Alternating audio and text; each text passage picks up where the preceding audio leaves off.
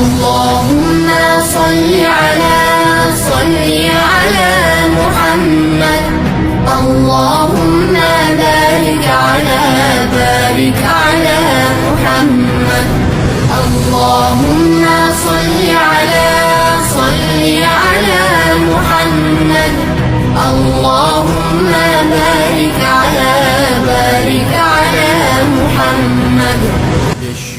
571'de bir quyosh chiqdi, uning ismi Muhammad, ilk so'zi ummat.